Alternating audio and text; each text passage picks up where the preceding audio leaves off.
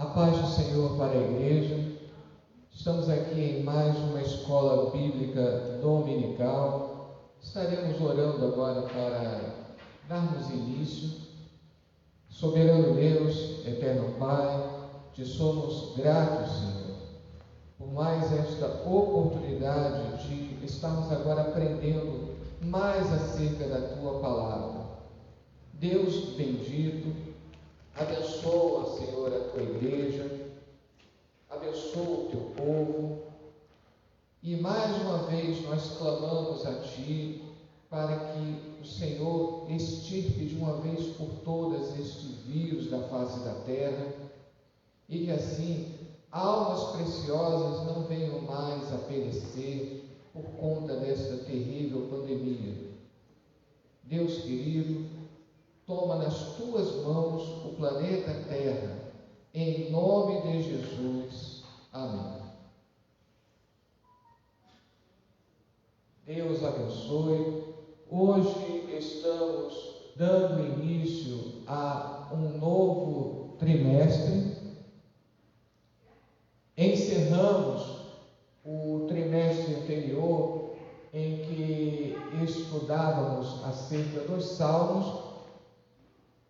Neste trimestre, vamos estudar uma série de passagens bíblicas que nos mostram como superar a adversidade, como superar através de cenários daquilo que nós vamos chamar de milagres e vitórias. E como muitas dessas passagens são narrativas, eu vou utilizar para ajudar, para completar as lições, aquilo que nós chamamos de análise narrativa. Eu utilizei a análise retórica, que ela é mais adequada para a poesia, e agora eu vou utilizar a análise narrativa para poder situar estas passagens. Como eu disse, não é para substituir a revista, é apenas como um auxílio para completar, para ampliar o que cada lição fala acerca de cada narrativa. Então, a lição de número 1 traz como título Prosperando em Meio às Crises, que utilizará como texto básico Gênesis, no capítulo 26. Por isso, o texto áureo está em Gênesis 26, no versículo 2. E apareceu-lhe o Senhor e disse: Não desças ao Egito, habita na terra que eu te disser. Verdade aplicada. O estudo da vida de Isaac contribui na aprendizagem sobre como devemos nos comportar em tempos de crise.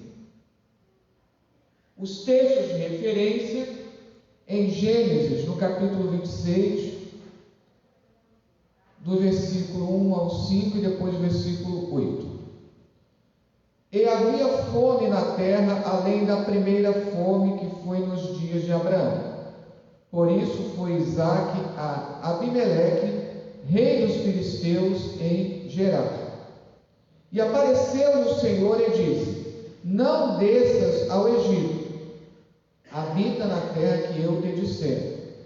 Peregrina nesta terra, e serei contigo, e te abençoarei, porque a ti e à tua semente darei todas estas terras, e confirmarei o juramento que tenho jurado a Abraão, teu pai.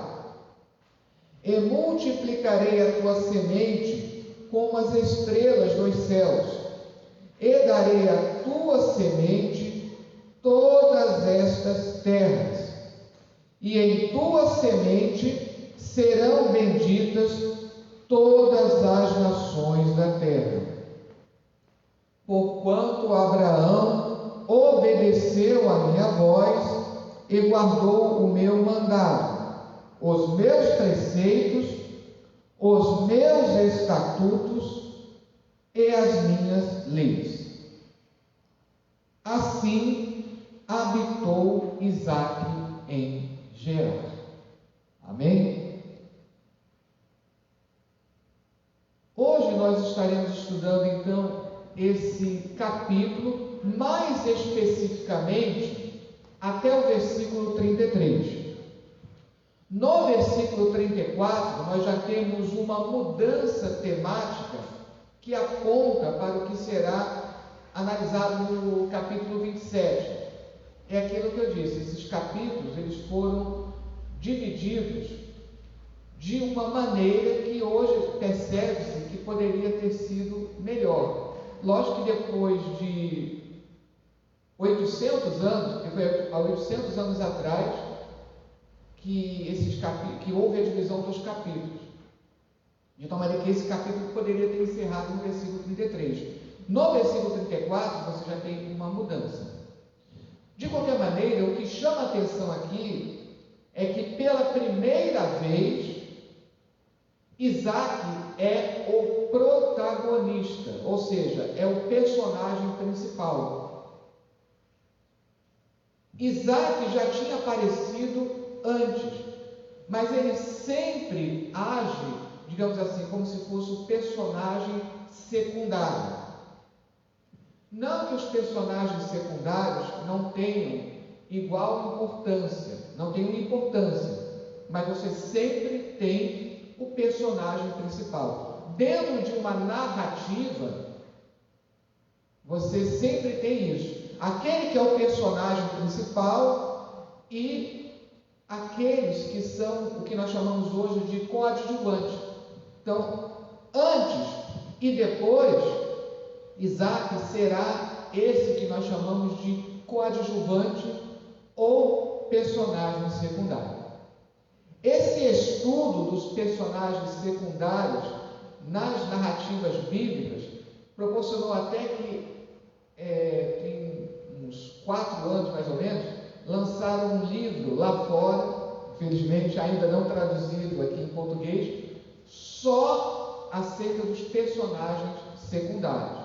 E, obviamente, Isaque é um dos principais. Mas aqui no capítulo 26, esse é o único em que ele é o personagem principal, em que ele é o protagonista. Uma outra coisa, além dessa mudança que nós percebemos, existe também uma quebra aparente, você não percebe isso, só lendo com atenção. Aparentemente, existe uma quebra na cronologia. Isso não é novidade, já até podemos comentar isso em outras ocasiões, que a Bíblia ela não segue uma ordem cronológica. Existem várias situações em que você tem um determinado capítulo que você percebe, analisando, lendo com mais atenção, que o fato narrado, na verdade, vem antes do fato do capítulo anterior. Um outro exemplo é ainda no livro de Gênesis, entre o capítulo 10 e o capítulo 11. Lendo com atenção, já que no capítulo 11 você tem a dispersão e, consequentemente, o surgimento das diversas línguas, como no capítulo 10 fala justamente de como ficou a dispersão e como ficaram os diversos povos com as suas línguas, você conclui que, cronologicamente, o que é narrado no capítulo 10 vem depois do episódio da Torre de Babel, lá no capítulo 11. Aqui vai acontecer a mesma coisa. No capítulo 25, você tem a narrativa dos filhos de Isaque nascendo.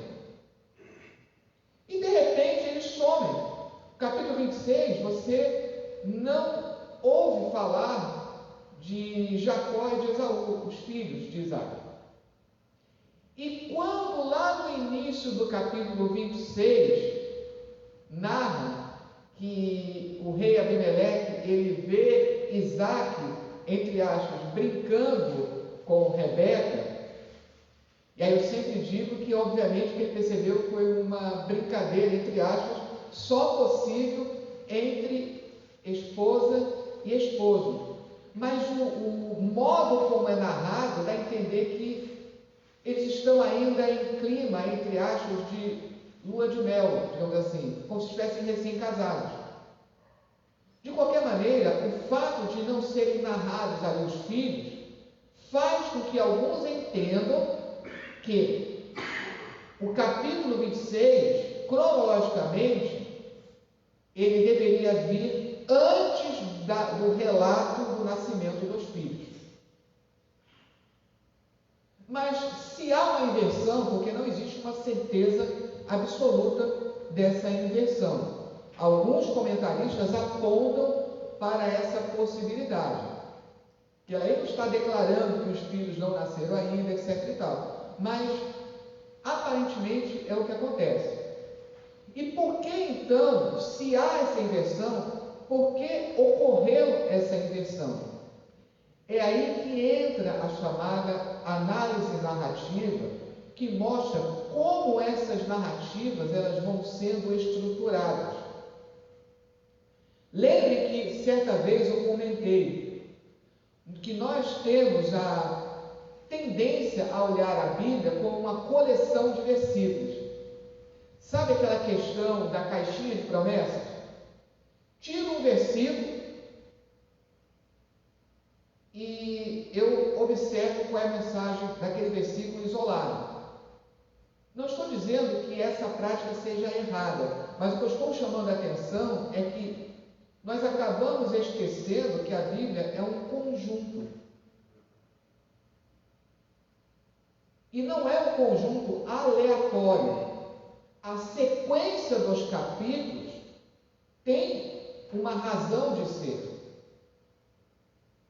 E que na grande maioria das vezes, essa lógica da sequência não é cronológica.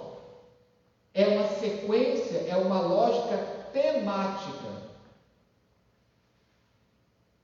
E o que vai acontecer no capítulo 26? Ele está entre o capítulo 25 e o capítulo 27. Aí você vai perceber o seguinte: lá no capítulo 25, tem além de narrar o nascimento dos filhos, que são gêmeos, você tem a narrativa da venda da primogenitura. Esaú desprezando e por conta de um prato de lentilhas, vende a primogenitura para Jacó. Aí no capítulo 27, você tem a narrativa em que Jacó, ele usa de astúcia junto com a sua mãe, para agora definitivamente roubar a primogenitura de Esaú. Comparando isso, eu fiz até esses dias um vídeo sobre análise narrativa que eu expliquei isso. Em outros momentos você percebe esse tipo de comparação. Eu dei o exemplo de 1 Samuel, a sequência do capítulo 24 ao 26. 24 e 26 narra quando Davi poupa a vida de Saul. E lá no capítulo 25, no meio, foi colocada a história envolvendo Abigail. Por quê? Porque naquele episódio, Davi resolve não poupar ninguém. Então o objetivo é comparar. Por que você quer poupar a vida? Só porque ele é rei, ele é ungido do Senhor, está certo não tocar, mas você vai tratar com menos importância a vida de pessoas, até de pessoas inocentes, porque ele estava resolvido a matar toda a casa de Nabal, os inocentes que não tinham nada a ver com a atitude de Nabal, por conta daquilo. A mesma coisa vai acontecer aqui. O capítulo 26 mostra que Isaac é herdeiro das bênçãos. Jacó também. Só que Jacó, ele se precipita. Jacó tinha promessas de Deus? Tinha. Mas não era para usar do artifício de, primeiro, no capítulo 25, se aproveitar de que o irmão estava faminto para induzi-lo a vender a primogenitura. A lei, digamos assim, as leis locais até permitiam a chamada venda da primogenitura. Mas em nenhum local na Bíblia está mostrando que Deus corroborou isso. Para piorar, depois Jacó vai enganar o pai, se passando por Esaú. Eu sei que eu já vi até alguns comentários, que a maioria dos comentários concorda com a atitude errada de Jacó. Até o nome de Jacó, eu já encontrei pessoas, não, mas não é assim. Se você pegar vários dicionários em hebraico, a palavra Jacó vem de Jacob, vem da palavra Eker, quer dizer o calcanhar, porque ele já no nascimento ele pegou o calcanhar do irmão, já para tentar enganar. É por isso que lá na frente, Jacó, ele vai ter que ter um encontro com o anjo do Senhor no Val de Jaboque para mudar essa atitude. Portanto, Jacó nos ensina que, mesmo tendo promessas de Deus em nossas vidas, isso não significa, entre aspas, uma carta branca para eu fazer aquilo que eu bem entendo. Deus assinou embaixo que eu sou um abençoado, que eu sou escolhido, então eu não preciso, eu posso fazer tudo que eu bem entendo. Não é assim. Mas Deus me prometeu que iria dar aquela casa, então eu vou invadir lá e vou expulsar os habitantes. Não é a maneira correta de agir. Por isso que o relato de Isaac é colocado aqui, porque ele dá um exemplo de alguém que tem promessa e não se precipita. Muito pelo contrário, ele mostra uma paciência e uma resiliência. Por quê? Entulham os poços, ele não reclama, ele calmamente vai lá e vai desentulhar os poços. Aí depois, entulho novamente, ele vai lá com paciência, vamos lá, de novo, tirar os entulhos. Ele poderia questionar com Deus, mas Deus me fez promessas, então eu vou invadir tudo isso aqui? Não. Se alguém briga por um poço, dizendo que o poço é dele, ele vai e procura outro poço. Isso significa que Isaac, ele dá um exemplo de paciência de alguém que é pacificador também.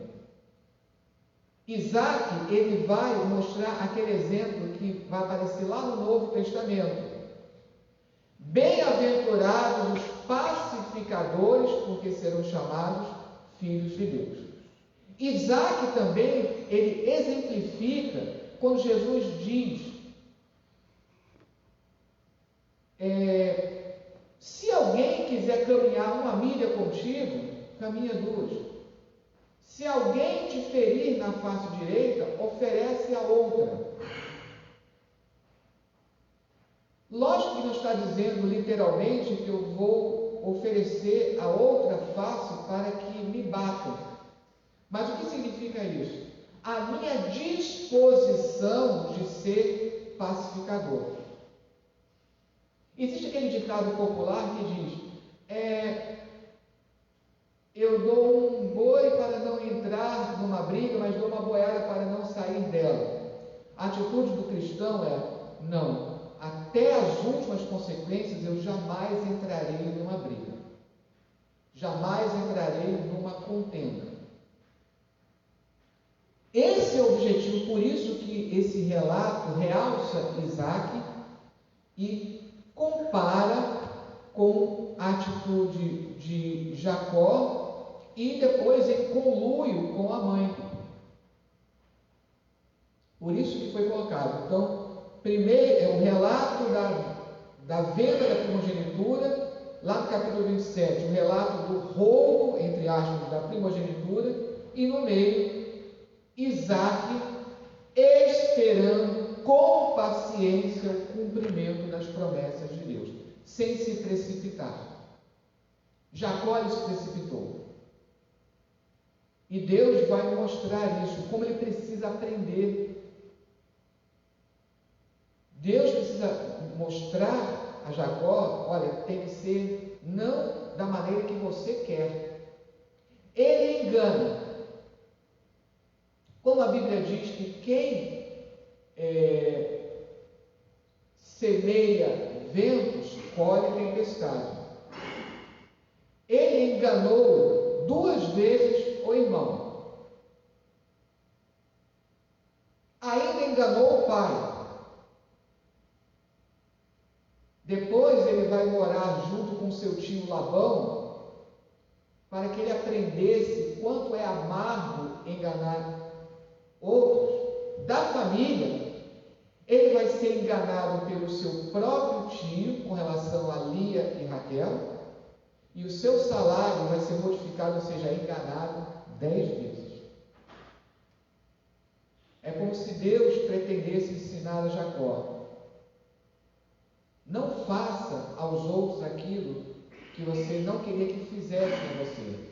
Ele experimentou na pele o que é ser enganado.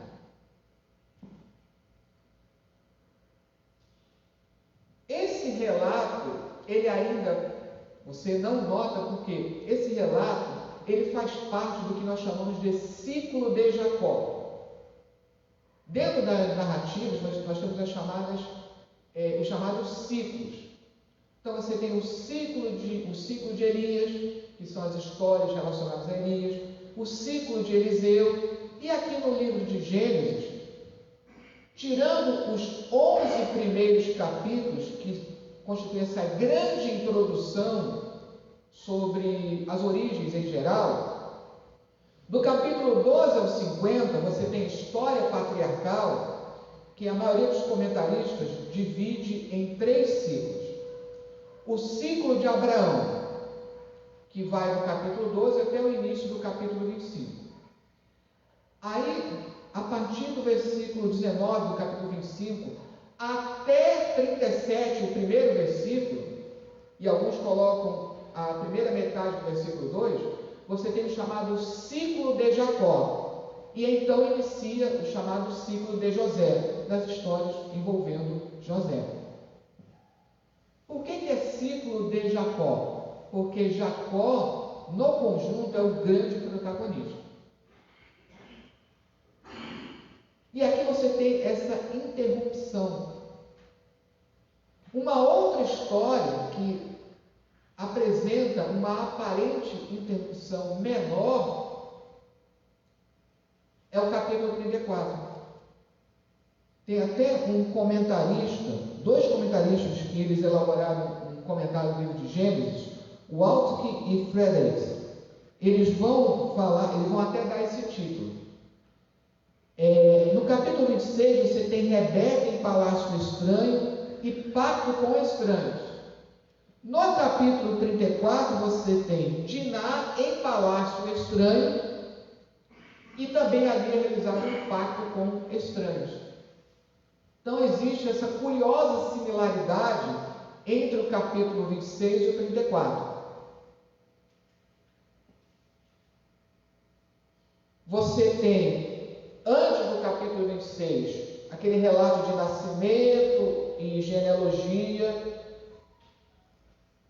E lá no final do ciclo, no capítulo 35, perto do final do ciclo, você tem também o relato de nascimentos e mortes. Então, todo o ciclo de Jacó, ele tem essa forma quiástica, que nós chamamos. O primeiro episódio relacionado ao último, o segundo, que é aqui em Gênesis 26, relacionado com o penúltimo, que é o capítulo 34, 54 e assim por diante. Agora, um outro detalhe bem curioso é que essa história envolvendo Isaac no capítulo 26, ela vai repetir vários fatos da vida de Abraão. São vários episódios repetidos da história de Abraão. Então nós temos aqui a descrição de uma fome. Tanto é que aqui no início diz como foi nos dias de Abraão. Essa fome é descrita lá no capítulo 12. Também existem disputas envolvendo pastores, como aconteceu com Abraão lá no capítulo 13. Você tem episódio de separação, como aconteceu também lá entre Abraão e Ló, lá no capítulo 13 também. Você tem promessas divinas feitas a descendentes, como foi também no capítulo 13. Você tem a construção do altar e o patriarca acampando, como aconteceu lá também no capítulo 13. Boas relações com os estrangeiros. Isso aconteceu com Abraão lá no capítulo 14. E você tem um episódio de um patriarca abençoado por um estrangeiro. Isso aconteceu também com Abraão, quando fala de Melquisedeque que abençoa Abraão. Como aqui, no final, Abimeleque vai acabar também abençoando Isaac. Isso significa que aqui no capítulo 26, você tem uma narrativa que recapitula, ou melhor dizendo, refaz vários passos da carreira de Abraão. O que significa? O filho não somente sendo o herdeiro das promessas, mas também seguindo os passos na fé de Abraão. Isso aqui é um bom aprendizado. O filho, ele seguindo os passos, o exemplo do pai. Aquilo de positivo que o pai fez, ele pega como exemplo.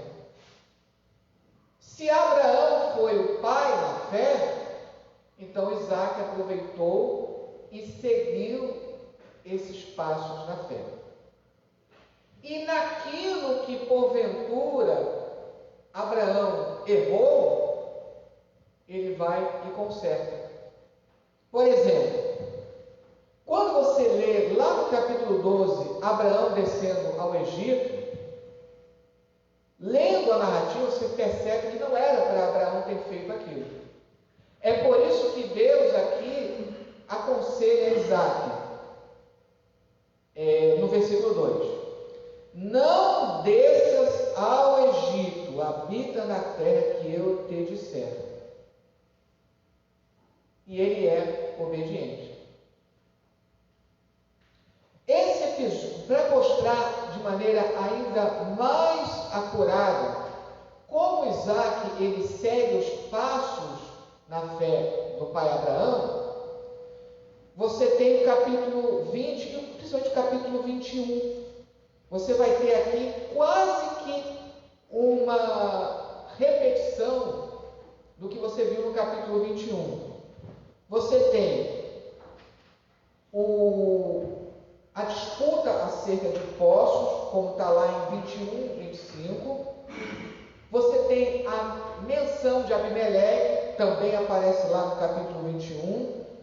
A declaração, o Senhor tem sido contigo, o Senhor é contigo, como foi lá em 21, no versículo 22. Que haja juramento, há a proposta de que aconteça um juramento. Pacto feito, lá no capítulo 21 também é feito um pacto entre Abraão e Abimeleque, como foi feito depois entre Isaac e Abimeleque, e há a menção do poço de Beceba, em que ele é nomeado. Aí você percebe que lá no capítulo 26, na verdade, ele é renomeado, ou o nome do poço, ele é reafirmado, porque o poço já ganha o nome de Beceba lá no capítulo 21. Então, no capítulo 21, mais especificamente no versículo 22 ao 34, você tem quase que uma repetição, quase que fato por fato, lógico que tem alguns detalhes diferentes, mas há uma quase repetição lá no capítulo 26. Qual é a mensagem? Isaac seguindo as pisadas na fé do seu pai. E a principal lição é essa: Isaac sendo pacífico. Ainda mais nos tempos que nós vivemos, como uma lição importante, de que nós somos chamados a sermos pacíficos e pacificadores. Aí, vez ou outra, você encontra alguém dizendo: não, mas eu tenho que partir para a briga. Não é o que a Bíblia diz. Jesus deixou bem claro: bem-aventurados pacificadores. Mais especificamente, esse capítulo 26, ou melhor dizendo, até o versículo 33, ele vai ser organizado de forma geográfica. São dois lugares que chamam a atenção: Gerar e Beceba. E em cada lugar você vai ter 3 cenas, como se fossem 3 episódios. E a disposição não vai ser quiástica, ou seja, aquela em que nós retornamos. Essa análise, quando você tem a disposição, entre aspas, em escada ou em quiasma, essa disposição escada também é chamada de concêntrica, né? Que nós vimos quando eu fiz a análise retórica dos Salmos. Isso também se aplica aqui na análise narrativa. A diferença é que agora você está analisando personagens, o chamado enredo, como se estrutura a história. Então vamos lá. A primeira parte, que é Isaac em Gerar, é a mais longa, vai até o versículo 22. A segunda parte, ela é mais curtinha, vai do versículo 23 ao 33, um pouco mais curta, né? Do versículo 23 ao 33, e fala de Isaac em Beceba. Cada uma dessas partes vai dividir em 3. E cada uma dessas 3 da primeira parte tem correspondência com as 3 da segunda parte. Então nós vamos ter versículo 1 ao 6, promessas divinas a Isaac em Gerar, que vai corresponder lá na segunda parte, promessas divinas a Isaac em Beceba, do versículo 23 ao 25. B. Isaac e Abimeleque em Gerar, versículos 7 ao 17, que corresponde lá na segunda parte, Isaac e Abimeleque em Beceba, versículos 26 ao 31.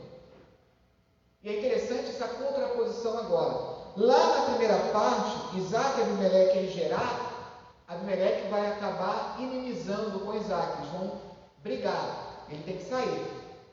Já lá na segunda parte, em Beceba, eles vão fazer um pacto, uma aliança, portanto vão fazer as pazes, um pacto de paz. Finalizando, C.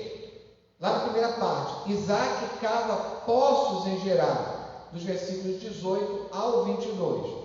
Faz correspondência lá na segunda parte, encerrando. Isaac cava poços em Beceba, versículos 32 e 33.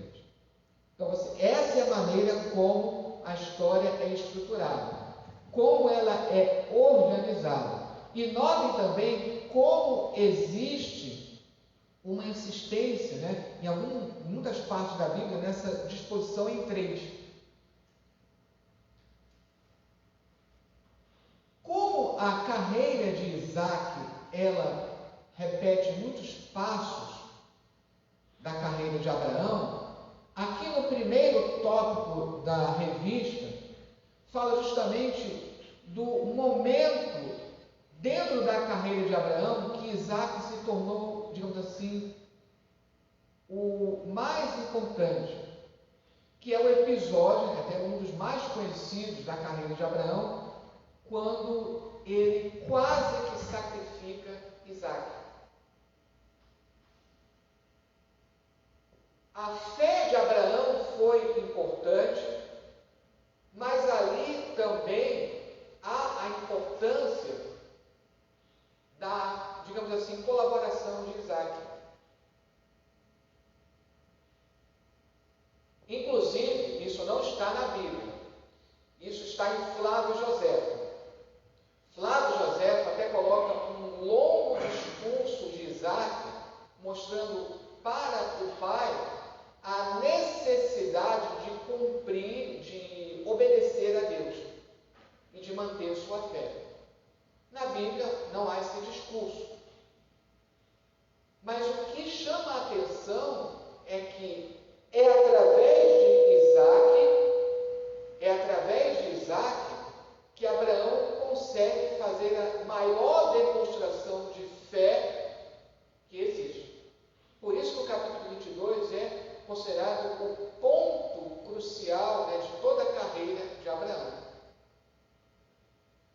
Então, aqui, Deus sempre proverá recursos. Isaac, é da boca de Isaac que vem essa pergunta.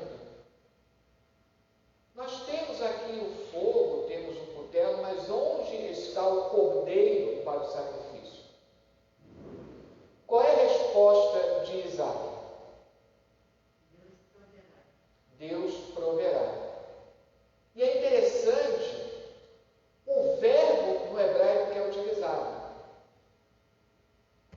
Existem até hinos que falam sobre isso. Alguém lembra de um hino que fala no hebraico como é essa expressão? Tenta lembrar aí de um hino que canta muito nas nossas igrejas. Tem um hino que fala Jeová Jireh. Ou, mais especificamente, Adonai Ireh. Esse verbo, ele significa literalmente ver. Se você analisar a palavra prover em português, significa o quê? Ver antes. Por isso que tem o significado de providenciar também. Deus verá. Portanto, Deus providenciará, porque Deus está vendo. Deus está vendo a necessidade. Até ali, Isaac tem um aprendizado. Se Deus fez uma promessa, que eu descanse. Eu não vou precisar infringir a ética, a moral, aquilo que Deus determinou como correto, para cumprir as próprias promessas de Deus. Eu preciso esperar em Deus. Quando nós estudamos acerca de Hebreus 11, Abraão, ele já sabia, Hebreus vai explicar isso, Abraão já sabia que Deus Deus é poderoso para, se necessário, até ressuscitar Isaac. Mas ele também sabia que não necessitaria sacrificar seu filho, porque ele sabia que Deus não se compraz de sacrifícios humanos. Embora alguns comentaristas até apontem que talvez, como é a primeira menção na Bíblia, provavelmente também Abraão aprendeu ali que Deus não se compraz de sacrifícios humanos. Mas o que ficou para Isaac é isso. Se Deus fez uma promessa, Deus vai providenciar os meios para tal. Essa lição, infelizmente, não foi assimilada por Jacó. Jacó, durante a sua carreira, ele vai ter que, entre aspas, apanhar para aprender isso na prática. atenção algo que eu já falei em algumas ocasiões. Isaac ouviu, aprendeu e trouxe para a sua vida os aprendizados do seu pai. Certamente ele passou isso para os filhos. Certamente passou para Jacó. Mas num primeiro momento, ele não compreendeu. Ele vai ter que aprender na prática. Como se diz no popular, apanhando. Eu lembro de um professor que, eu sempre geralmente dou esse exemplo, né?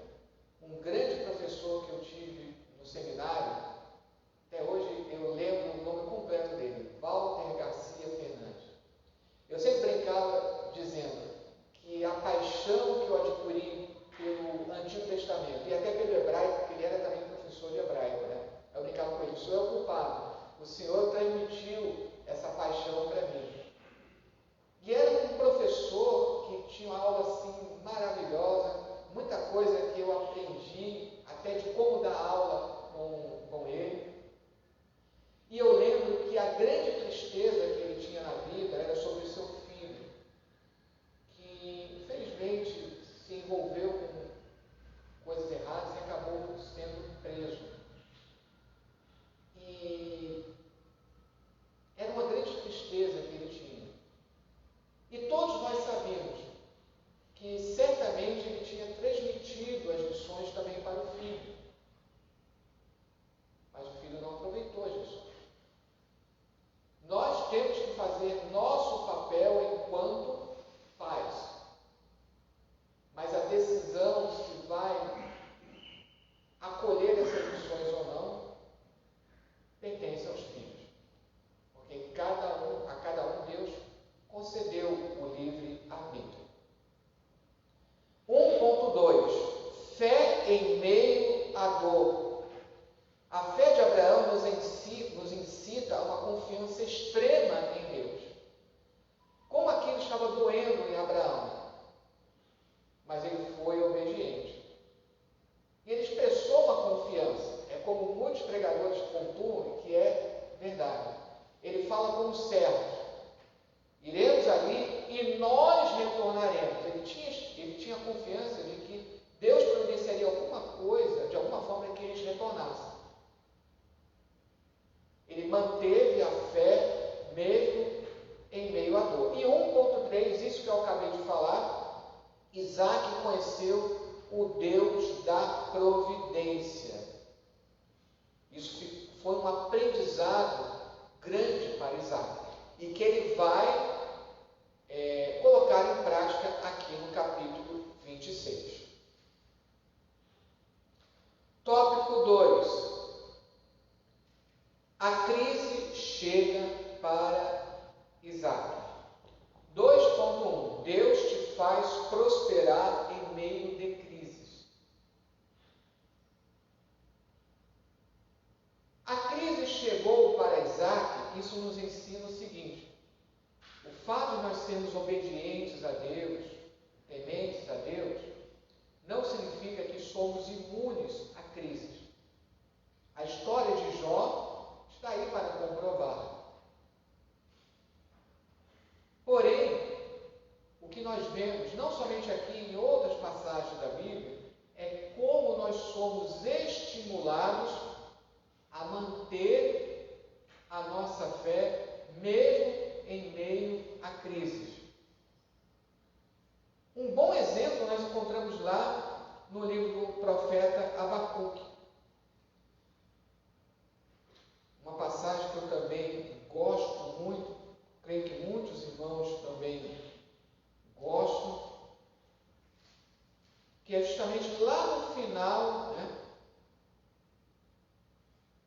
Abacuque capítulo 3, versículos 17 e 18. Porquanto ainda que a figueira não floresça, nem haja fruto na vide, o produto da oliveira minta, e os campos não produzam mantimento, as ovelhas da malhada sejam arrebatadas, e nos currais não haja vacas, todavia eu me alegrarei no Senhor, exultarei no Deus da minha salvação. Amém? Isso é que é o grande aprendizado. E que Isaac também vai colocar aqui em prática. Mesmo em meio a uma crise, uma fome que surge, e Deus lhe diz: não desça ao Egito, porque o Egito na época era o celeiro do mundo. Não desça ao Egito, permanece aqui que eu vou te abençoar. Isaac foi obediente. Acho que desejava fazer uma pergunta. O senhor já respondeu. Já? Amém. Então, Deus te faz prosperar em meio às crises. É importante dizer, né, já falamos isso em outras ocasiões, a prosperidade, ela não é somente financeira. A prosperidade aqui é em vários sentidos. Prosperidade emocional, familiar, saúde e também financeira. Não há pecado em ser rico, como também não é, alguns chegam a falar o contrário, como também não é pecado não ser rico. Aquilo que eu sempre digo, não importa o pouco ou muito que eu tenho, o que eu faço com esse pouco ou muito? Como diz um provérbio, honra a Deus com as tuas fazendas. Fazenda não é fazenda como nós entendemos hoje, fazenda é bens. Tendo pouco ou muito, honrar a Deus com aquilo que eu tenho. Aleluia. 2.2 Tomando decisões em meio às crises. No episódio em que vão entulhando os poços, Isaac tinha tudo para perder a paciência, perder a cabeça, como nós dizemos. E fazem isso mais de uma vez. Aí Isaac diz: não vamos procurar confusão, briga. Estão fazendo. E olha que ele tinha direito naqueles poços. Mas ele diz: já que estão criando confusão por causa desses poços, vamos cavar em outro lugar. Às vezes existem pessoas que têm esse pensamento: não, se começou uma briga comigo, eu não vou sair. Como eu já escutei, né, de alguns: eu sou crente, mas a minha mão não é. Todo o nosso ser tem que ser convertido. Como eu já disse em algumas ocasiões, eu não posso dizer para Deus: Deus, eu só vou sair um pouquinho da tua presença, daqui a pouco eu volto. O problema é que você não sabe se vai dar tempo de voltar para a presença. Temos que ser pacificadores. Isaac é esse exemplo aqui, tomando decisões em meio às crises. Às vezes, como pessoas com a cabeça quente, elas tendem a tomar decisões precipitadas, é até melhor: olha, vamos ver assim, agora eu não vou conversar com você, senão eu também vou perder a cabeça, depois nós conversamos melhor. É justamente isso, volto a dizer, o que Jesus pede ali. É isso que ele quer dizer, caminhar 2 milhas com quem te pede uma. Ter a disposição de sermos pacificadores. Isso eu sempre digo. A igreja, nós, enquanto igreja, nós às vezes nos flagramos emulando, repetindo erros da sociedade. Mas todo mundo faz isso, então por que eu não faço? Nós não fomos chamados para fazer a diferença. Fazer a diferença não é somente em hábitos de veste, não. Nós somos chamados chamados para ser uma voz profética, entre outras coisas, se o mundo anda pregando guerra, conflito, nós temos que dizer, Jesus, ele vem para trazer a paz. E aí nós vemos muitos irmãos repetindo essa linguagem de guerra que está sendo usada no mundo. É essa a diferença que nós fazemos. Isaac mostrou que ele veio para fazer a diferença. Tanto é que ele é recompensado.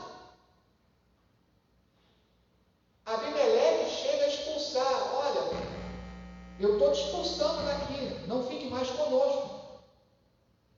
Depois o próprio Abimeleque ele vai procurar Isaac e vai fazer as pazes. Ele vai dizer, eu tenho visto que você é abençoado. Entre outras coisas, isso não é dito diretamente lá no texto, mas fica subentendido. Entre outras coisas, eu tenho visto que tu és abençoado, porque você não responde na mesma moeda às provocações que te fazem. Você está provando que é um servo realmente do Deus vivo.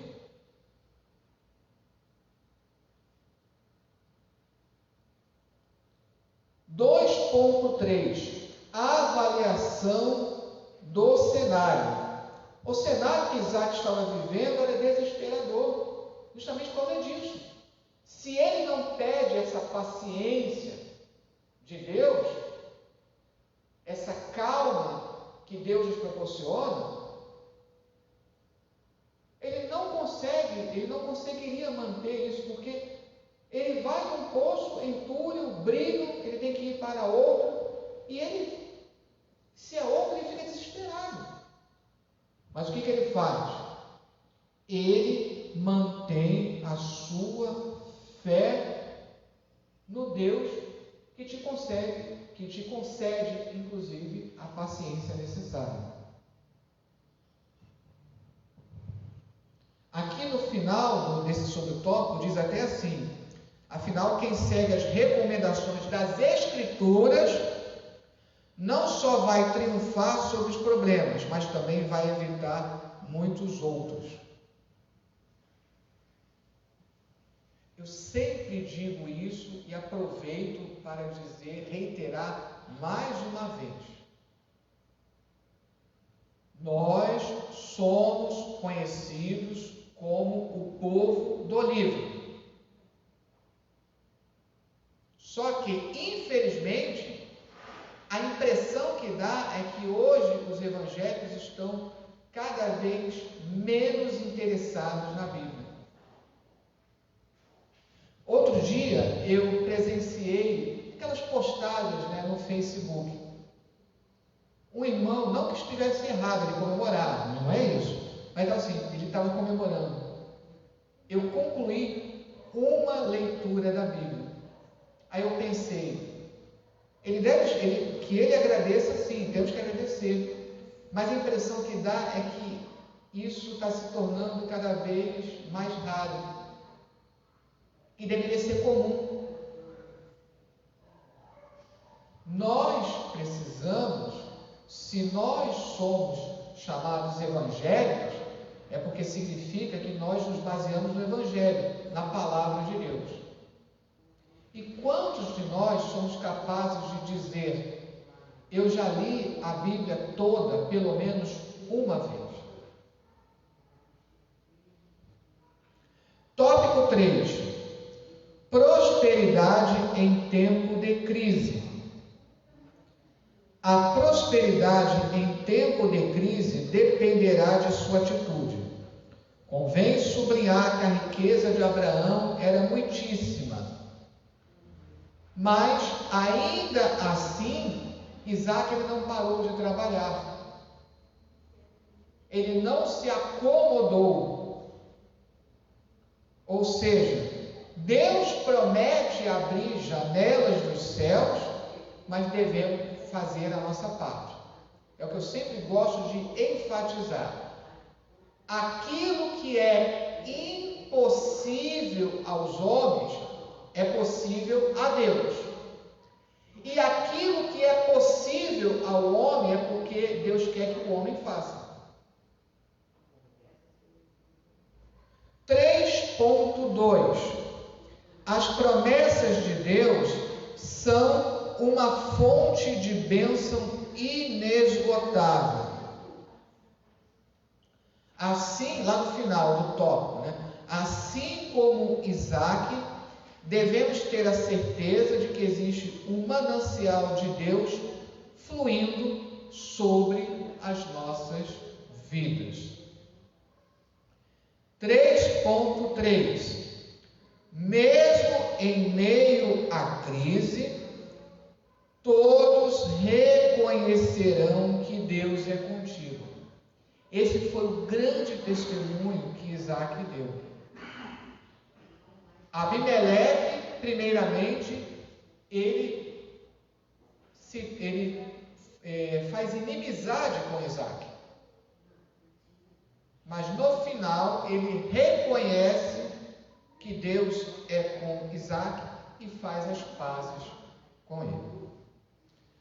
Quer ver um outro detalhe bem interessante? Isso sempre me chamou a atenção nessa passagem. Lá no capítulo 26, envolvendo o episódio dos poços. Olha aqui. Capítulo 26. Eu vou ler a partir do versículo 26, para entender o contexto. E Abimeleque veio a ele de Gerar com Alzate, seu amigo, e Ficol, o príncipe de seu exército, e disse-lhe Isaac: por que viestes a mim? Pois que vós me aborreceis e me enviastes de vós. E eles disseram: havemos visto, na verdade, que o Senhor é contigo.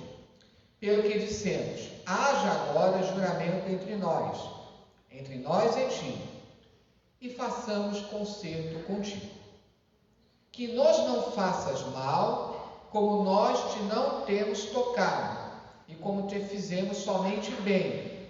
Aqui ele exagerou um pouco, ele já tinha expulsado Isaac antes, mas e te deixamos ir em paz. Não foi bem assim. Agora tu és o bendito do Senhor.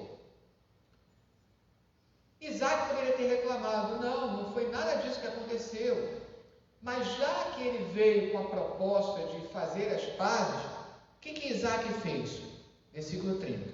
Então lhes fez um banquete e comeram e beberam. Aí no versículo 31. E levantaram-se de madrugada e juraram um ao outro. Depois os despediu Isaac e despediram-se dele em paz.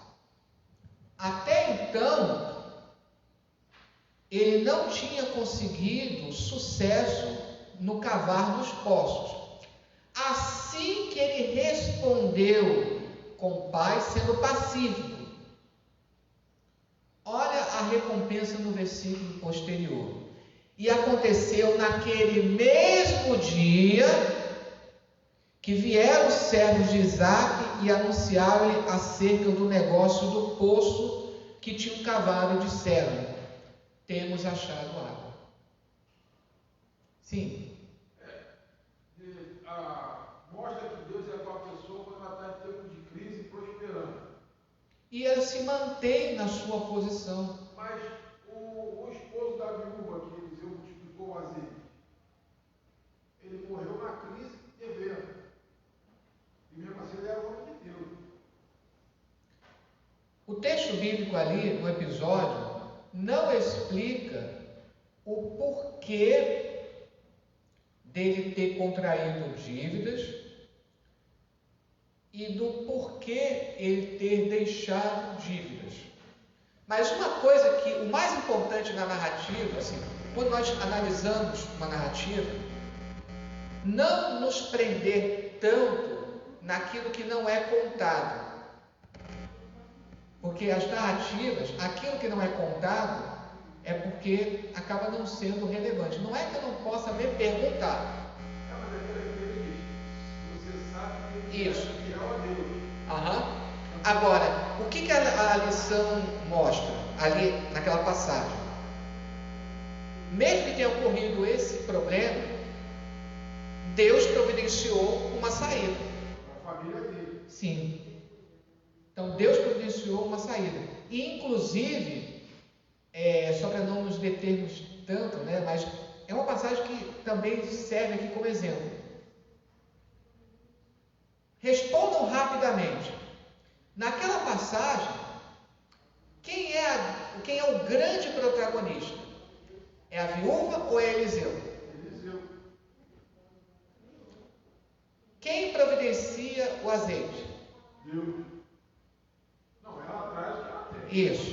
Quem procura os vasos? Os filhos.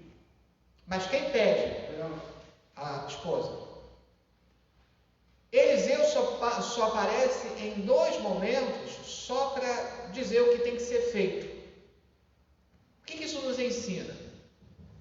Deus é que é o grande abençoador, mas aquela viúva, ela precisou fazer muito a parte dela.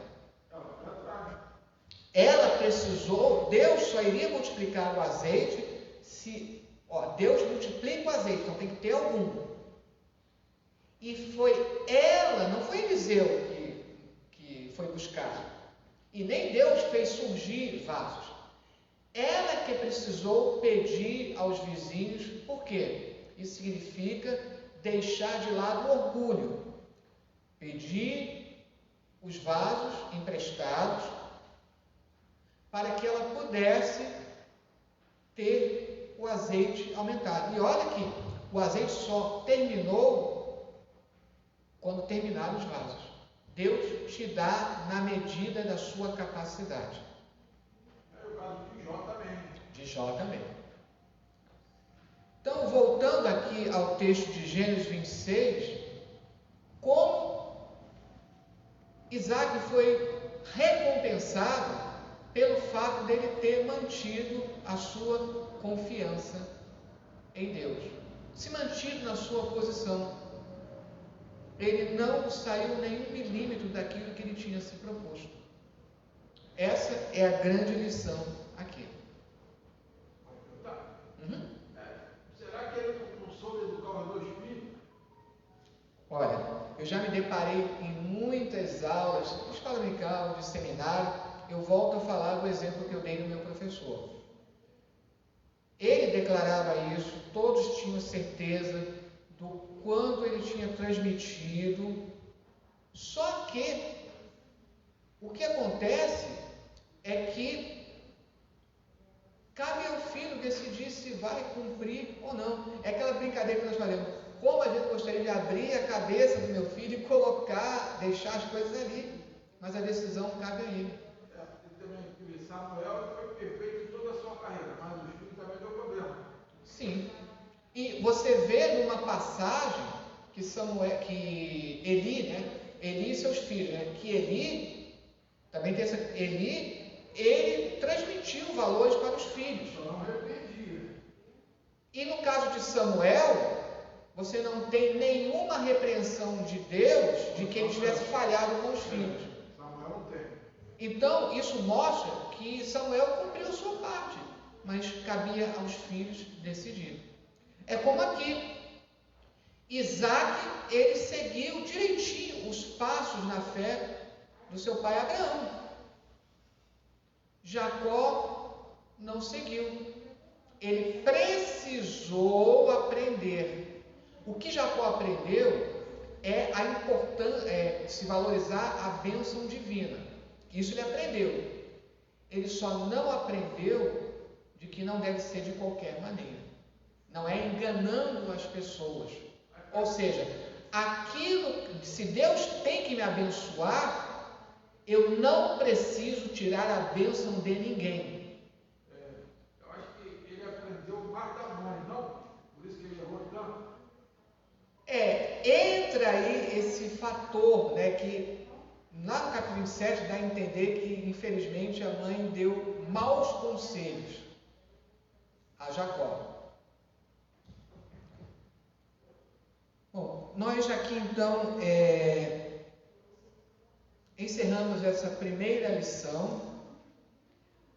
Agora aqui, ao final, eu tive esse cuidado dessa vez, para que ninguém pensasse, estou providenciando um material para substituir a revista. Eu elaborei um PDF, essas informações extras que eu dei, estão todas elas reunidas, que não estão na revista, que não é para substituir, é para completar. Então eu deixei reunido num PDF até com as referências bibliográficas. Eu caprichei um pouquinho mais agora. Ou seja, para alguém pensar, tirou da cabeça? Não. Aí estou mostrando ali 2 livros que eu tirei essas informações. E aí eu deixei num PDF que eu vou disponibilizar agora depois do final da aula. Não vou mais deixar no início, né? Para evitar aquela confusão de alguém pensar que esse PDF é para substituir. Esse PDF é para completar, enriquecer a lição. E ali você tem todos esses detalhes que eu falei no início. Amém? Quando terminar aqui a gravação, os irmãos que desejarem fazer outras perguntas, podem. Eu só vou encerrar agora, só por conta do horário. Amém? Oremos então. Senhor nosso Deus e Pai, te agradecemos, Senhor, por mais esta aula. Para aqueles que estão aqui conosco, levem paz para os seus lares, guarda, Senhor, no caminho, no retorno aos seus lares, protegendo desta terrível doença. E de igual forma nós pedimos que o Senhor guarde a todos, não somente aqui na nossa igreja, mas em todo o Brasil e em todos os habitantes do planeta Terra. Que todos possam contar com a tua misericórdia para serem preservados desta terrível pandemia. Em nome de Jesus. Amém. Que a graça de nosso Senhor e Salvador Jesus Cristo, o grande amor de Deus, nosso Pai, e as doces consolações do Espírito Santo sejam com todos, agora e para todos sempre. Amém.